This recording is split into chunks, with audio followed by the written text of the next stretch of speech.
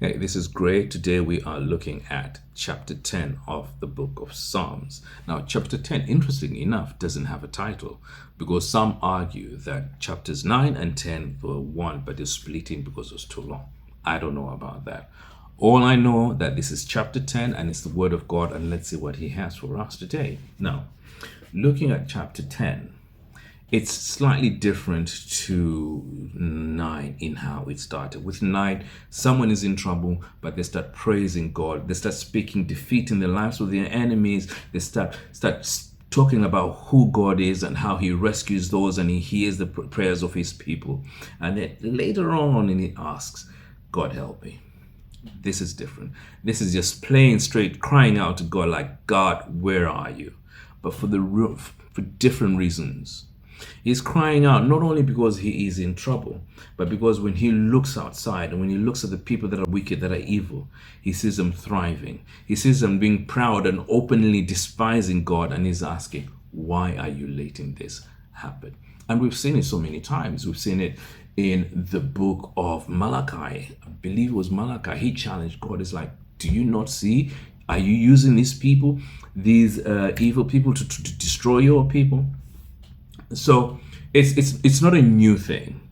And for you and me as well, if we're being honest, we see it and we probably wonder the same. When we go outside, you see the wicked doing so much so wrong and yet thriving and being successful, being rich. Verse 2 it says that wicked arrogantly hand down the poor. It says they're too proud to seek God, and they seem to think, God, that you are dead. And yet they succeed in everything they do. This chapter teaches us two things. Number one, that it's okay to complain about these people, to see them and complain to God and say, do you not see them? Number two, but we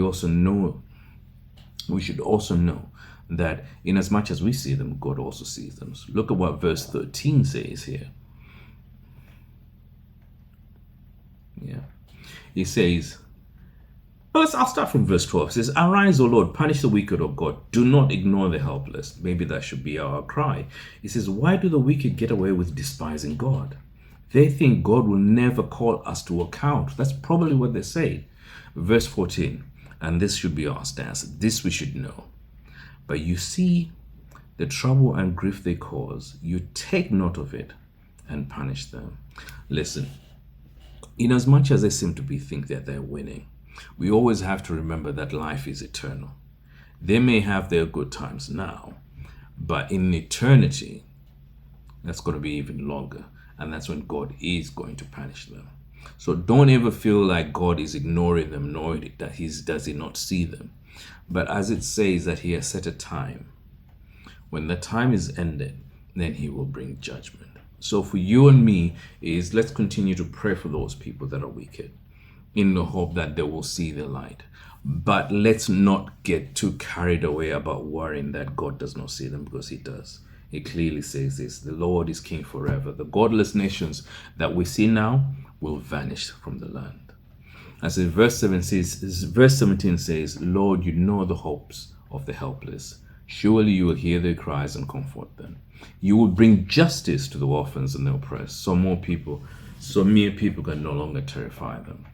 Let's have comfort in that God will see the things that are happening and he has a plan in action. For ours is to continue to pray and trust in him.